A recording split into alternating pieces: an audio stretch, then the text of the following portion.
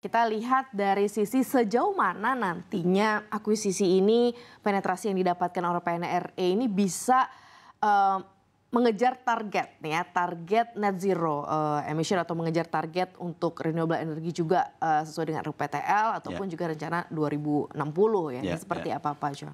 Ya, kembali kita melihat ini peluang tentu saja untuk kembali ke Indonesia ya, di mana kita akan sepenuhnya mendukung program pemerintah. Dalam hal ini adalah program-program yang ada di RUPTL. Memang kita lihat di RUPTL itu kan renewable-nya cukup besar, tapi kalau kita bagi dalam 2 tahap, memang di awal itu 45% masih juga ada fosil, yaitu gas dan juga batu bara.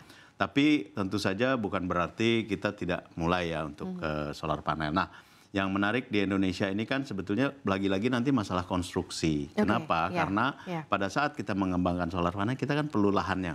Nah, Indonesia ini kan lahannya ya karena kita kepulauan dan juga lahan itu sangat berharga di Indonesia kan, karena satu, Presiden juga mencanangkan ketahanan pangan kan, swasembada pangan. Artinya itu juga perlu lahan. Dengan kata lain, lahan ini pasti dalam tanda kutip bersaing juga dengan untuk ketahanan pangan dan pastinya akan prioritas.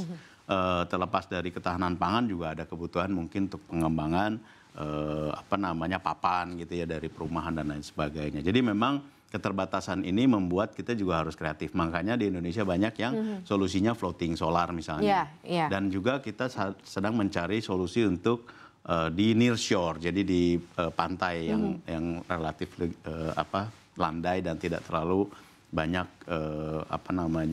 wave atau angin berarti ya. Nah, itu menjadi salah satu solusi. Nah, disinilah nanti peran SIREC yang juga solid di dalam konstruksi berpartner dengan kami untuk menjawab tantangan tersebut. Tapi tentu saja kita kan tidak hanya fokus di solar panel ya, Mbak ya. Jadi di panas bumi juga itu adalah salah satu portfolio andalan kita.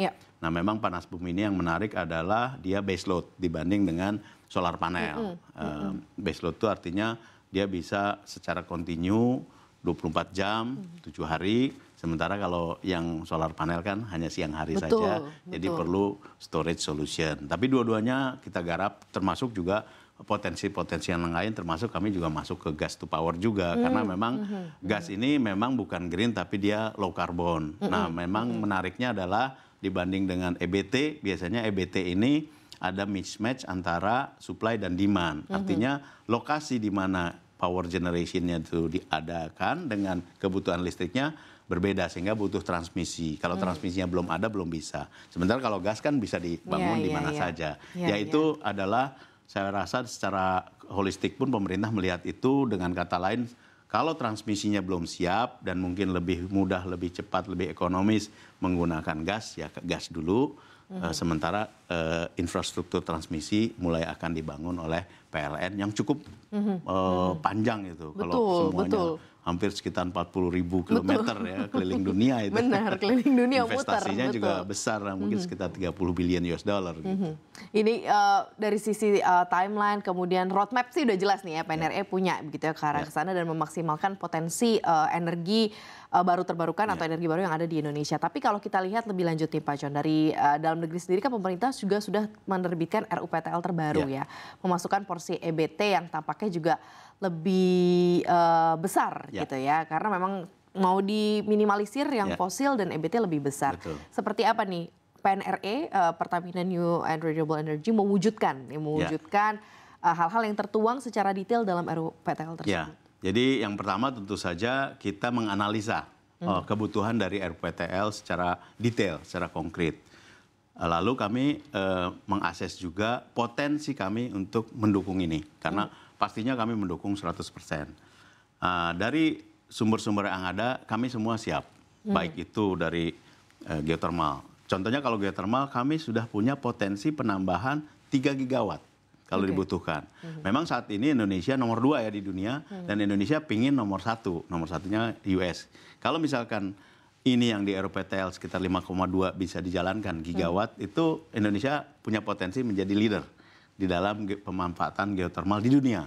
Nah itu kita siap, 3 gigawatt bisa kita kembangkan setiap saat. Nah ini juga kita sudah menandatangani MOU dan HOA dengan PLN, jadi kita dengan dibantu Danantara tentu saja dan BUMN kami berkolaborasi bersama-sama membangun negara untuk kebaikan juga negara. Jadi dari geothermal kami siap. Dari gas to power juga kami siap. Kami punya Jawa Satu Power itu hampir 1,8 gigawatt. Itu combined cycle dengan integrated system menggunakan FSRU ya dari LNG itu terbesar di Asia Tenggara. Dan itu berjalan dengan sangat baik. Saat ini kami cukup bangga memiliki instalasi tersebut dan siap mendeploy dengan konsep yang sama. Yang lain pun kami siap. Nuklir pun kami siap kalau dibutuhkan. Sebagai energi baru itu kalau di Indonesia dan ya. Kelihatan menarik sebetulnya nuklir. Tentu saja yang penting adalah regulasi dan juga safety dan acceptability dari masyarakat. Ini sangat penting. Tapi kalau kita melihat long term, saya rasa kita memang perlu masuk ke nuklir juga. Hidrogen juga kami udah mulai menyiapkan, termasuk kami mencari terobosan teknologi dengan berkolaborasi dengan Schlumberger, salah satunya Genvia, menggunakan solid oxide teknologi di mana dibanding dengan electrolysis yang lain, bedanya adalah menggunakan juga steam yang dari geothermal. Jadi spesifik geothermal. Jadi listriknya akan lebih rendah, akan lebih murah. Kan tujuannya seperti itu. Yang lain juga kita kembangkan, termasuk juga biofuel dan lain sebagainya yang bukan listrik tapi untuk transportasi. Kapasitas terpasang saat ini berapa sih Pak? Karena kan kita berharap sebenarnya nantinya kalau sekarang belum ditemukan level affordability price buat listrik yang dari sumbernya adalah EBT karena masih cukup mungkin masih harus bersaing dengan fosil ya saat ini ya Pak. Betul. Nah ini kalau dari PNRI sendiri seperti apa Pak? Sekarang kapasitas terpasang kita ada sekitar 2,5 plus yang ada di Sirek tambahan 14% jadi 2,8 kurang lebih. Yang indirect sebenarnya lebih dari itu. Maksudnya ada WKWK geothermal yang dioperasikan orang lain mungkin sekitar hampir 3 hampir 4 gigawatt kapasitas terpasang kita. Betul tadi Bu Maria bilang masalah dari EBT ini salah satunya ada affordability. Tapi gini, kalau di Indonesia kita lihat secara fair lah ya. Sebenarnya semua juga mungkin belum tentu affordable. Misalnya sekarang fossil fuel di Indonesia, bensin. Kenapa affordable? Karena ada subsidi kan. Nah, kan? Terus sekarang coal atau batu bara. Kenapa affordable? Ada juga DPO dan DMO dari mereka. Nah EBT belum ada kan, belum ada subsidi, belum ada apapun juga. Ya pasti karena dia juga anak baru gitu ya. Plus belum ada bantuan ya pasti mahal. Tapi di Filipina misalnya, di Filipina itu ada 3 pembangkit besar. Satu dari LNG, dari gas, mereka import. Dari batu bara, mereka import dari Indonesia batu baranya. Dan dari solar panel. Ternyata apa? Pada saat dilepas, yang solar panel paling murah. Jadi affordable. Makanya mereka sekarang kalau ngomong pengembangan solar panel, itu bergiga-gigawatt, bukan mega lagi. Mereka melakukan auction gigawatt. Itu sih. Jadi, tapi tentu saja kami harus berusaha semaksimal mungkin bagaimana dengan teknologi, dengan bantuan pemerintah, dan juga dari upaya kami untuk membuat itu affordable. Baik.